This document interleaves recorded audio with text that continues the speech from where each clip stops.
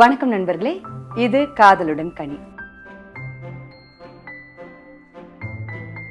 இன்னைக்கு நாம பார்க்க போறது ஒரு காதல் கதை. எனக்கு பிடிச்ச காதல் கதை. அந்த பொண்ணு பணக்காரியா அப்படின்னு கேட்டா பிரபு குடும்பத்தை சேர்ந்தவ. அழகியா அப்படின்னு கேட்டா பேரழகி. படிச்சிருக்காளா அப்படின்னு கேட்டா அவ படிக்காத விஷயங்களே கிடையாது, அவளுக்கு தெரியாத விஷயங்களே கிடையாது. அவளுக்கு 9 மொழிகள் தெரியும். அவளுக்கு தெரியாத கலைகளே கிடையாது. நல்லா பாடுவா, நல்லா ஆடுவா, ரொம்ப அழகா வரைவா. அது மட்டும் கிடையாது, அந்த ஊர்ல அந்த பொண்ணு பின்னாடி சுத்தாத ஆட்களே கிடையாது. அப்படி ஒருத்தி. ஆனா அவ யார காதலிச்சா தெரியுமா? ஒரு சாதாரண வீட்டு பையன. அவர் பார்க்க கூட கொஞ்சம் சுமார் மூஞ்சி குமார் தான். ஏன் இந்த காதல் நடந்தது? எப்படி நடந்தது? எவ்வளோ நாளைக்கு அந்த காதல் நிலைச்சிருந்தது? அதெல்லாம் பார்க்க போறோம். அந்த காதலி ஜென்னி. ஜென்னினா யாரு அப்படின்னு கேட்குறவங்களுக்கு, ஜென்னி கார்ல் மார்க்ஸுடைய காதல் மனைவி. கார்ல் மார்க்ஸ் அப்படின்னு சொன்னோன்னே சேனலை மாற்றிட்டு போகிறவங்க நிறைய பேர் இருப்பீங்க. இருந்தாலும் இதை தொடர்ந்து பார்க்குற ஒரு சிலருக்காகவும், எனக்காகவும், ஜென்னி மாதிரியான மகத்தான பெண்ணுக்காகவும் இந்த காதலை, இந்த கதையை, அவளோட தியாகத்தை நான் கண்டிப்பாக பேசணும். கதையை நம்ம கார்ல் மார்க்ஸ் கிட்ட இருந்தே தொடங்குவோம். கார்ல் மார்க்ஸ்னுடைய குடும்பம் ரொம்ப ரொம்ப சாதாரண குடும்பம். அவங்க அப்பா ஒரு வழக்கறிஞர். அதுவும் ஜெர்மனின்னு சொல்ல முடியாது, அப்போ அது பெர்ஷியா, ஓகேவா? ஜெர்மன் பக்கத்துல இருந்த ஒரு ஊர், அது ஒரு கூட்டமைப்பு மாதிரின்னு வச்சுக்கோங்களேன். பெர்ஷியா அப்படின்ற ஊர்ல ட்ரையர் அப்படின்ற ஒரு நகரம், கிராமம், ஒரு ஊர், சின்ன ஊர் இருக்கு. அந்த ஊர்ல பிறந்தவர் தான் நம்ம கார்ல் மார்க்ஸ். ஒரு சாதாரண குடும்பத்துல பிறக்கிறாரு, ஒரு யூத குடும்பத்துல பிறக்கிறாரு. யூத குடும்பங்கள் அந்த காலகட்டத்தில் சந்திச்ச பிரச்சனைகள் என்னன்னு உங்களில் பலருக்கு தெரிஞ்சிருக்கும். இப்போ வரைக்கும் யூதர்களை பிடிக்காதவங்க நிறைய இருக்கிறாங்க, காலம் முழுக்க பிடிக்காதவங்க இருந்திருக்காங்க. அதுக்கு வரலாறு முழுக்க காரணங்கள் கொட்டி கிடக்குது. நியாயமான காரணங்கள், நியாயமற்ற காரணங்கள் இருக்கு. அதை பற்றி நம்ம முடிஞ்சா வேறொரு நாள் இதே காதலுடன் கனியில் பேசலாம். பட் இப்போதைக்கு அவங்க அன்னைக்கு வாழ்ந்துட்டு இருந்த அந்த காலகட்டத்தில் யூதர்கள் நிறைய பிரச்சனைகளை சந்திச்சாங்க, சமூகத்தால் ஒதுக்கி வைக்கப்பட்டிருந்தாங்க. அப்படிதான் கார்ல் மார்க்ஸுடைய தந்தைக்கும் எந்த வேலையும் வராது. ஜெர்மானியர்கள் கேஸ் கொடுக்கணும் அப்படின்னு வந்தாங்கன்னா யூதர்களா இருந்தால் அவங்க கிட்ட கொடுக்க மாட்டாங்க. அவங்க ஜெர்மானியர்களா அப்படின்னு பார்த்து தான் கேஸை கொடுப்பாங்க. இதன் காரணமா கார்ல் மார்க்ஸுடைய அப்பா கிறிஸ்தவ மதத்துக்கு மாறணும்னு முடிவு பண்ணி கிறிஸ்தவ மதத்துக்கு மாறினதுக்கு அப்புறம் அவங்களோட பொருளாதார சூழ்நிலை கொஞ்சம் பெட்டர் ஆகுது. அப்போ அவர் தொழிலுக்காகவும் தன்னுடைய எதிர்காலத்துக்காகவும் சில பார்ட்டிஸ் கொடுப்பாரு அவங்க வீட்டில். அதில் அந்த ஊரில் சில பெரிய ஆட்கள் அவங்க வீட்டுக்கு வருவாங்க. அப்படி வந்து இவங்களுக்கு நண்பரானவர், ஏதோ வகையில் இவருக்கு நண்பரானவர் யாருன்னா லுட்விக் அப்படின்றவர். அவர் யாருன்னா நம்ம ஜென்னியினுடைய அப்பா. அவர் நல்ல படிப்பாளி, நல்ல புத்திசாலி. இவங்க வீட்டுக்கு வரும்போது எல்லாமே கார்ல் மார்க்ஸ்க்கு அவர் கூட பேசுறது ரொம்ப பிடிக்கும். அப்படி அவங்களோட நட்பும் பெருசாகுது. கார்ல் மார்க்ஸ் சின்ன பையன்தானாலும், அவர் அவங்க அப்பாவோட வயசு தானாலும், இவங்களுடைய 2 பேருடைய இன்ட்ரெஸ்ட் இருக்கும் இல்லையா, அது ரெண்டும் ஒன்னா இருக்கிறதுனால இவங்களுக்குள்ளேயும் ஒரு நட்பு வருது. அதனால அவர் அவங்க வீட்டுக்கு போக ஆரம்பிக்கிறாரு. அப்படி போறது அவருக்கு ரொம்ப பிடிச்சிருக்கு. அப்படி போகும்போது தன் அப்பாவுடைய நண்பர் இருக்கார் இல்லையா, அவருடைய மகன் கூட, அதாவது எட்கர் அப்படிங்கிறவர் கூட ஒரு நட்பு ஏற்படுது. அந்த வீட்டுக்கு அவர் தொடர்ந்து போறதுக்கு 2 முக்கியமான காரணங்கள் இருக்கு. ஒன்று வந்து அந்த வீட்டில் இருக்கிற இவர் வயதொத்த பிள்ளைகளுடைய இன்ட்ரெஸ்ட், அவங்களுக்கு எதில் ஈடுபாடுன்னு பார்த்தீங்கன்னா, அவங்க எல்லாருமே வந்து விளையாட்டே எப்படி இருக்கும்னா வந்துட்டு பெரிய பெரிய காவியங்கள், கதை மாதிரியான ஆட்களுடைய புத்தகங்களை படிக்கிறது, ஷேக்ஸ்பியரை படிக்கிறது, அதுல குவிஸ் வச்சுக்கிறது, அதுல வந்து கவிதை போட்டி மாதிரி வச்சுக்கிறது, அந்த கதைகளை நடிச்சு நாடகம் மாதிரி பண்றது, இந்த மாதிரி தான் அவங்களுடைய விளையாட்டே இருக்கும். அந்த சூழல் அவருக்கு பிடிச்சிருந்ததுன்றதுனால போகணும்னு நினைச்சாரு. இன்னொரு விஷயம், தன்னோட நண்பன் எடுத்து இருக்கார் இல்லையா, அவருடைய சகோதரி, வேற யாரும் இல்லை, நம்ம கதாநாயகி ஜென்னி தான். ஜென்னி வந்து பேரழகி நம்ம பார்த்தோம், அந்த ஊரே அவ பின்னாடி தான் இருக்குன்னு நம்ம பார்த்தோம். அப்போ கார்ல் மார்க்ஸ் அவ பின்னாடி இருக்க மாட்டாரா? கார்ல் மார்க்ஸ்க்கும் அவளை ரொம்ப பிடிச்சிருக்கு.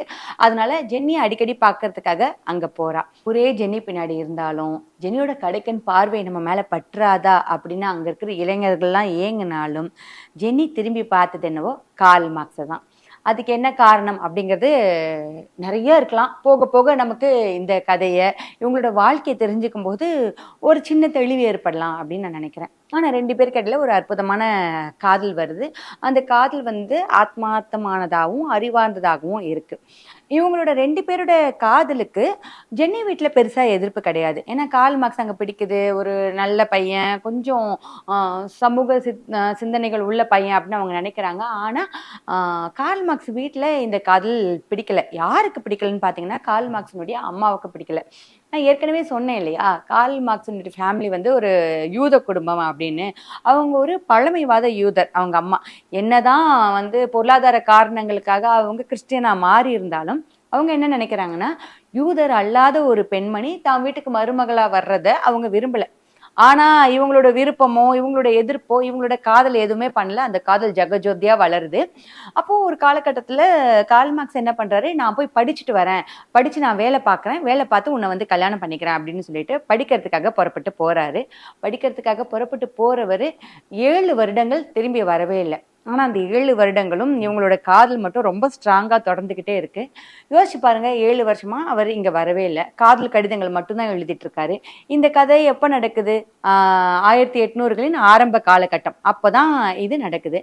அப்போ ஒரு கடிதம் எழுதி, அந்த கடிதம் வந்து ஜென்னிக்கு வந்து சேர்ந்து, அவங்க அத பார்த்து, அதுக்கு பதில் கடிதம் எழுதி, அவர் அதுக்கு பதில் சொல்லி, எவ்வளோ ஒரு கேப் இருக்கும். வெறும் நம்பிக்கையின் அடிப்படையில் மட்டும் தான் காதல் வளர்ந்திருக்க முடியும்.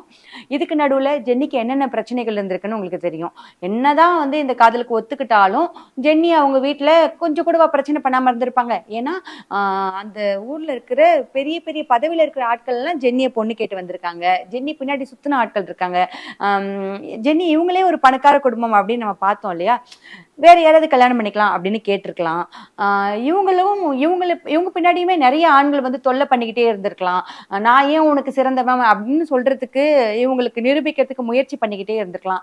இதெல்லாம் மீறியும் கூட ஜென்னி ஏதோ ஒரு வகையில கார்ல் மார்க்ஸ் தான் சிறந்தவன், அவன் தான் எனக்கு கணவனா வேணும்னு காத்துக்கிட்டு இருந்தாங்க.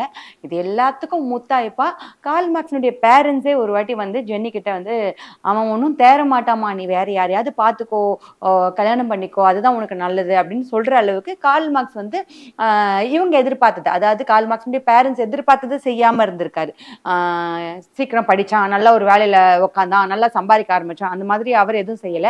அங்க போன உடனே காலேஜ் படிக்க போன உடனே அவர் பண்ண வேலை எல்லாம் என்னன்னு பாத்தீங்கன்னா, அங்க குடிகாரர்களுக்குன்னு ஒரு கிளப் இருக்கும். அந்த கிளப்ல மெம்பர் ஆயிட்டு குடிக்கிறது, நைட் எல்லாம் விடிய விடிய கவிதை எழுதுறது, ஜென்னிக்கு கடிதங்கள் அனுப்புறது, அப்புறம் தத்துவம் படிக்கிறேன்னு சொல்லிட்டு புரட்சிகளை ஈடுபடுறது, இந்த மாதிரி வேலைகள் பண்ணிட்டு இருந்தாங்க. புரட்சியாளர்களை எப்பவுமே யாருக்குமே பிடிக்காது இல்லையா? அவங்க சரியா செய்யறாங்களா தவறா செய்யறாங்களான்னு சொல்ல முடியாது. புரட்சி பண்ணாலே அது தவறுன்னு யோசிக்கிறது பெரும்பாலானவர்களோட மனநிலை. அதுவும் அந்த காலகட்டத்துல அப்படிதான் நினைச்சிருப்பாங்க. படிச்சோம், வேலைக்கு போனோம், பொறுப்பா குடும்பத்தை பார்த்தோம், இதுதான் ஒரு நல்ல மனிதனுக்கான ஒரு டெஃபினிஷனா இருந்திருக்க முடியும்.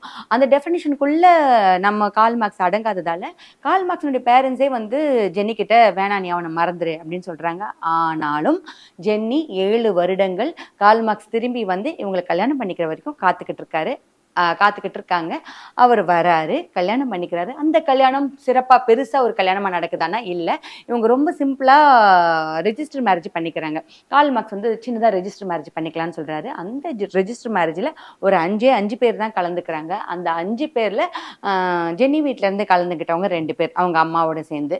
இப்படிதான் இவங்க திருமணம் நடக்குது. திருமணத்துக்கு அப்புறம் ஜென்னி வீட்ல இருந்து இவங்க 2 பேரும் ஹனிமூன் போறதுக்காக நிறைய பணம் கொடுத்து இவங்களை கிளம்ப சொல்றாங்க. அந்த காலகட்டத்துல ஹனிமூன் எப்படி இருக்கும்னா, ஐரோப்பால எல்லாம் ஹனிமூன் அப்படிங்கிறது என்னன்னா, கல்யாணம் பண்ண 2 பேர் ஏதோ ஒரு ஊருக்கு போயிட்டு அந்த ஊர்லயே இருந்து அவங்க பிரெக்னன்ட் ஆகிற வரைக்கும் அந்த ஊர்ல இருந்துட்டு தான் திருப்பி வரணும். இதுதான் ஹனிமூன். இப்போ ஒரு 10 பெட்டி நிறைய கார்ல் மார்க்ஸ் பொருட்களை எடுத்துக்கிட்டு கிளம்புறாரு. இந்த 10 பெட்டி ஒன்றும் பெரிய விஷயம் கிடையாது. ஏன்னா போய் எத்தனை நாட்கள் இருக்க போறாங்களோ தெரியல. அதனால 10 பெட்டி தவறில்லை. ஆனா அந்த 10 பெட்டிகளுக்குள்ள என்ன இருந்தது அப்படின்றதான் முக்கியமான விஷயம். அந்த 10 பெட்டிகள்லையுமே புத்தகங்கள் இருந்தது. இப்போ நம்மெல்லாம் யாராவது இருந்தா, நம்மெல்லாம் விடுங்க, பொதுவா நான் ஏன் சொல்லணும், நான் என்ன பத்தி சொல்றேன், ஒருவேளை நானா இருந்தா எல்லாரும் வந்துட்டு என்ன அநியாயம், உனக்காக நான் 7 வருஷம் காத்திருந்தேன், ஏனோ தானோன்னு கல்யாணம் பண்ணிக்கிட்டேன், இப்பதான் சந்தோஷமா நம்ம வந்து ஹனிமூன் போறோம், இப்பயும் இந்த பெட்டியெல்லாம் புத்தகமா எடுத்துட்டு வரியே, இது உனக்கே நல்லா இருக்கா அப்படின்னு கோவமா கேட்டிருப்பேன், இல்ல சோகமாவாதும் கேட்டிருப்பேன். ஆனா ஜெனி என்ன தெரியுமா சொன்னாங்க, ஆஹா சூப்பருங்க, வாங்க நம்ம 2 பேரும் சேர்ந்து புத்தகங்கள் படிக்கலாம் அப்படின்னு சொன்னாங்க. சொன்னது மட்டும் கிடையாது, இவங்க ஹனிமூன்ல போய் உட்காந்துக்கிட்டு அவங்க பெட்ல இந்த மூலையில அவர் படிச்சுட்டு இருப்பாராம், அந்த மூலையில இவங்க படிச்சுட்டு இருப்பாங்களாம். இவங்கள மாதிரியே ஹனிமூனுக்கு வந்த மத்த கப்பல் இருப்பாங்கல்ல, அவங்க எல்லாம் வந்து இவங்களை கிண்டல் பண்றதும் உண்டு. என்னது இது ஹனிமூன் வந்துட்டு இப்படிலாம் பண்றீங்கன்னு. அப்படிதான் இவங்க 2 பேருமே இருந்திருக்காங்க. அது மட்டும் கிடையாது, இவங்க 2 பேரும் ஹனிமூனுக்கு போய் அந்த ஊர்கள்ல தங்க ஆரம்பிக்கும் போது இவங்களுக்கு நண்பர்கள் வருவாங்க இல்லையா, நண்பர்கள் இவங்க வீட்டுக்கு வருவாங்க போவாங்க. கார்ல் மார்க்ஸ்க்கு எதையும் பூட்டி வைக்கிறது பிடிக்காது அப்படின்றதுனால எதையும் பூட்டி வச்சு பழக்கம் கிடையாது. அது என்ன ஆகுதுன்னா, இவங்க எடுத்துட்டு வந்த பணம் இருக்கு இல்லையா, ஜென்னி வீட்ல இருந்து இவங்களுக்காக, இவங்க ஹனிமூனுக்காக அங்க இவங்க ஜாலியா செலவு பண்றதுக்காக கொடுத்து விட்ட பணம்லாம் திருடு போயிடுது. இப்பயாவது ஜென்னிக்கு கோவம் வந்திருக்கணும். இப்பயும் ஜென்னிக்கு கோவம் வரல. அப்பவும் ஜென்னி வந்து கார்ல் மார்க்ஸ் கிட்ட என்ன சொன்னாங்கன்னா, சரி பரவாயில்ல விடுங்க. இன்னையிலேருந்து நாம 2 பேரும் தொழிலாளர் வர்க்கம். நம்ம உழைச்சு சம்பாதிக்கலாம் அப்படின்னு சொன்னாங்க. அப்படிதான் இருந்தாங்க. இப்படி ரொம்ப அழகான இந்த காதல் தொடர்ந்து அழகாவே போச்சா அப்படின்னா கண்டிப்பா கிடையாது. ஏன்னா கல்யாணமான புதுசுல எல்லாரும் இப்படிதான் இருப்பாங்க. என்ன தப்பு நடந்தாலும் கணவன் தப்பு பண்ணா மனைவியும், மனைவி தப்பு பண்ணா கணவனும் பரவாயில்லம்மா பரவாயில்லம்மா அப்படின்னு விட்டுருவாங்க. ஆனா இது கல்யாண வாழ்க்கையில தொடருமானா பெரும்பாலான கல்யாணங்கள்ல தொடராது. அதுக்கு நிறைய காரணங்கள் இருக்கு. சிலருக்கு கருத்து வேறுபாடு ஏற்படலாம், இல்லைன்னா பொருளாதார சிக்கல்கள் வரலாம். எல்லாமே சேர்ந்து வந்து காதலா வச்சுக்காது. போக போக காதல் வேற ஏதோ ஒன்னா மாறி போயிடும் இல்லையா? ஆனா ஜென்னி அண்ட் கார்ல் மார்க்ஸுடைய காதல் வாழ்க்கை எப்படி இருந்தது அப்படின்னு நம்ம பார்க்கணும்னா அவங்களோட பொருளாதார வாழ்க்கையை ரொம்ப முக்கியமா பார்க்கணும். கார்ல் மார்க்ஸ் எப்படிப்பட்டவர் அப்படின்னு அவரை பத்தி தெரிஞ்சவங்களுக்கு தெரிஞ்சிருக்கும். தெரியாதவங்களுக்கு சொல்றேன். அவர் வந்து கொள்கை பிடிப்பாளர். நான் பிடிச்ச முயலுக்கு 3 கால் அப்படின்னு நினைக்கக்கூடியவர். அரசாங்கத்தை எதிர்த்து கேள்வி கேட்கக்கூடியவர். அதிகார வர்க்கத்தை கேள்வி கேட்டவர். அவங்களுக்காக எழுதியிருக்காரு. எப்போ அதிகார வர்க்கத்தை நம்ம கேள்வி கேட்க ஆரம்பிக்கிறோமோ அப்போ என்ன நடக்கும்? நமக்கு நிறைய பிரச்சனைகள் வரும். அந்த எல்லா பிரச்சனைகளும் கார்ல் மார்க்ஸும் ஜென்னியும் சந்திச்சிருக்காங்க. கார்ல் மார்க்ஸ் வந்து அவருடைய எழுத்துக்கள் முடக்கப்பட்டிருக்கு. அவர் சிறைக்கு போயிருக்காரு. அவர் வந்து ஒரு நாட்டுல இருந்து இன்னொரு நாட்டுக்கு நாடு கடத்தப்பட்டிருக்காரு. இது எல்லாமே நடந்திருக்கு. இது எல்லாத்துலயும் ஜென்னியும் கூட இருந்திருக்காங்க. எவ்வளவு கொடுமையா இருக்கும் பாருங்க. அவர் பாட்டுக்கு அவர் ஒரு நாட்டுல இருந்து இன்னொரு நாட்டுக்கு நாடு கடத்தினோடனே அவர் போயிடுவாரு. பின்னாடி புள்ள குட்டிங்களை தூக்கிக்கிட்டு இவங்க போகணும். எப்படி போக முடியும்? அது வரைக்கும் இவங்க இருந்து வீட்டுக்கு வாடகை கொடுத்துருக்கணும், வாடகை பாக்கி இருக்கும், பக்கத்துல நிறைய கடன் வாங்கி வச்சிருப்பாங்க. அதெல்லாம் சரி கட்டிட்டு தான் இவங்க போகணும். வீட்டுல இருக்க சின்ன சின்ன பொருட்களை வித்து இதெல்லாம் சரி கட்டிட்டு பிள்ளைங்களை தூக்கிக்கிட்டு அவங்க போவாங்க. இதெல்லாம் கூட பரவாயில்லைங்க, மன்னிச்சிடலாம். ஒரு பெண் வந்து தன் கணவன் என்ன பண்ணாலும் இந்த மாதிரி விஷயங்கள்ல கூட பின்னாடி இல்லைன்னா எப்படி, அவனோட கஷ்டத்துல நான் இல்லைன்னா எப்படின்னு கூட யோசிக்கலாம். ஆனா குழந்தைங்களுக்கு ஏதாவது பிரச்சனை வந்ததுன்னா பெண் நிஜமாவே பத்திரகாளியா மாறிடுவா அப்படின்றது உங்க எல்லாருக்கும் தெரியும், எல்லா பெண்களுக்கும் தெரியும். அதுல தவறு எதுவும் இல்லைன்னு கூட நம்ம சொல்லலாம். ஆனா இவருடைய இந்த கொள்கை பிடிப்பின் காரணமா இவங்க ரொம்ப ரொம்ப கஷ்டப்பட்டு ஒரு நாட்டுல இருந்து இன்னொரு நாட்டுக்கு போறாங்க. சாப்பிட சாப்பாடு இல்லை, குடிக்க பால் இல்லை அப்படின்ற சூழ்நிலையில ஒரு குழந்தையா இறந்துகிட்டே இருக்கு. ஒரு வாட்டிலாம் இவங்களோட ஒரு குழந்தை இறக்கும் போது அந்த குழந்தைய புதைக்கிறதுக்கு காசு இல்லாம ஒரு நாளெல்லாம் அதை ஒரு அறையில விட்டுட்டு மற்றவங்க இன்னொரு அறையில உட்காந்து அழுது இருக்காங்க. அப்ப கூட ஜென்னி என்ன தெரியுமா எழுதுறாங்க? இந்த குழந்தை பிறந்தப்போ அதுக்கு வாங்குறதுக்கு தொட்டில் இல்லை, இப்போ அது இறந்தப்போ அதை புதைக்கிறதுக்கு எனக்கு சவப்பெட்டி வாங்குறதுக்கும் காசு இல்லை அப்படின்னு எழுதுறாங்க. அந்த அளவுக்கு கஷ்டப்பட்டிருக்காங்க. இன்னொரு முறை இவங்க வந்து பால் கொடுக்க முயற்சி பண்ணும்போது அவங்களுக்கு பால் வர்றதுக்கு பதிலாக ரத்தம் வந்திருக்கு. இதை அவங்களே எழுதியிருக்காங்க. இதை வந்து நிறைய பேர் இதை பதிவு பண்ணியிருக்காங்க. அந்த அளவுக்கு கொடுமையான வாழ்க்கை தான் அவங்க வாழ்ந்திருக்காங்க. இப்படி வாழ்ந்த ஜென்னி வந்து ஏன் வந்து கார்ல் மார்க்ஸ் பின்னாடி இருந்திருக்கணும்? அப்படி என்ன காதல், அப்படி என்ன வாழ்க்கை அவங்களுக்கு கொடுத்துட்டாங்க? யோசிச்சு பாருங்க. ஆரம்பத்துல நம்ம காதலிப்போம். என்ன காரணம்? காரணமே தேவையில்லை. காதலுக்கு காரணம் தேவையில்லை. ஆனா போக போக அவங்களை பிடிக்கிறதுக்கு நமக்கு ஏதோ ஒரு காரணம் தேவைப்படுது. கூட சேர்ந்து தொடர்ந்து வாழ்றதுக்கு மிகப்பெரிய காரணங்கள் தேவைப்படுது. அதுலயும் பொருளாதார ரீதியா நம்ம நிம்மதியா மூச்சு விடுறோம் அப்படின்னாவது நம்ம சொல்ற அளவுக்கு காரணங்கள் தேவைப்படும். இது எந்த காரணங்களுமே ஜென்னிக்கு கிடைக்கல.